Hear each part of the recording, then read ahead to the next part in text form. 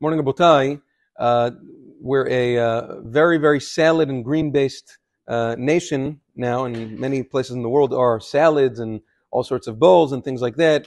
Greens, vegetables. It's very popular in our culture. Many times, though, if you look in the words of the poskim, especially lettuce, that's something that's highly, highly infested with bugs and insects. And if you look in the Gemara, in Masechet Makot, the Gemara, Masechet Makot of Tetzayin, the Gemara speaks about how many isurim a person can transgress for consuming even one insect. Now, it depends whether it's a land insect, a water insect, a flying insect. It could be 4, 5, or 6 malkuyot. So it's a very, very egregious lav. That's for one tiny bug. Especially when you have greens and other kinds of herbs that are infested with many of them, that's tremendous. That's a tremendous amount of isurim. Hagon Knesset Gdola, Rabbeinu Chaim ben Benisti, writes that originally for mitzvat maror, which we use romaine lettuce for maror, he used to use the leaves of the lettuce, but then he saw how infested it was. He says he stopped.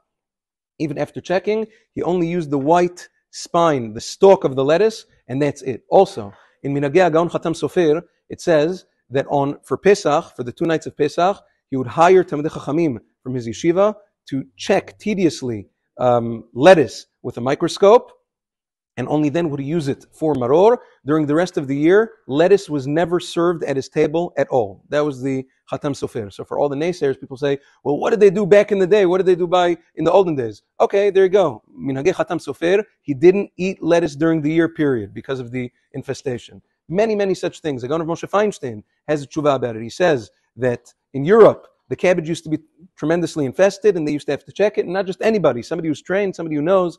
And the same thing, what he was talking about over there in Europe about cabbage, applies to the United States with regards to lettuce and many other types of greens. So sometimes people have a tendency of being in denial that no, it's if I can't see it, it's not there. Sometimes you can't see it because you're not trained.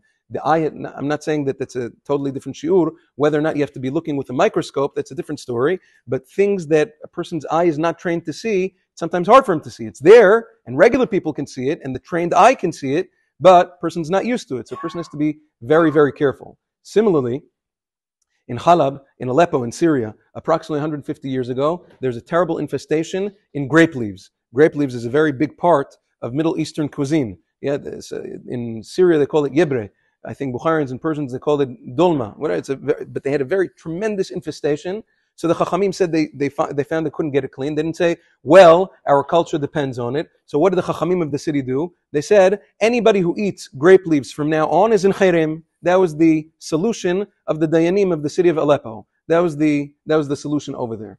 So you have to understand nowadays, Baruch Hashem, things have gotten much better with regards to greenhouse grown, which also very, very highly minimizes the amount of bugs that these greens are infested with. The amount of checking and the experts in the field of checking are, Baruch Hashem, more numerous now than they were the expertise. You have to know there are methods that work and there are methods that don't work. You ask every person, they'll tell you a different method. I soak it in this, and I put this salt, and I put that spice, and then all the bugs magically disappear.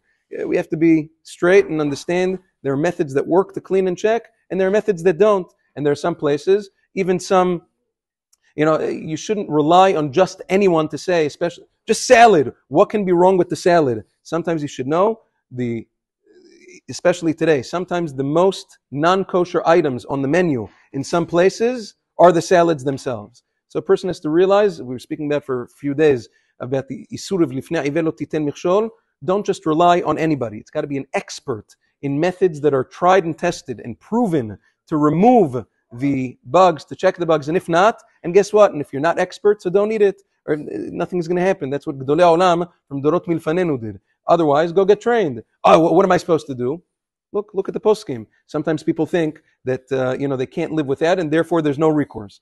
Go get lettuce that was grown under controlled substances. And I keep on saying lettuce because that's one of the biggies, but there's many other ones as well. And if you don't know how to check, so don't convince yourself into thinking that you do. Go learn, go get trained, go ask, expert hashgachot about how to do it, and then proceed from there. But don't, a person shouldn't treat it lightly, certainly not when it comes to feeding his family or feeding other people. There could be, like the Ben Ish Chai writes in Parashat Tzav in his Hilchot Pesach, he says If a woman doesn't check the lettuce properly for the maror for Pesach, she could be serving more isurim on her table than the hairs on her head. That's the language of the Ben Ish Chai. So it's something that should be taken quite seriously. Have a wonderful day.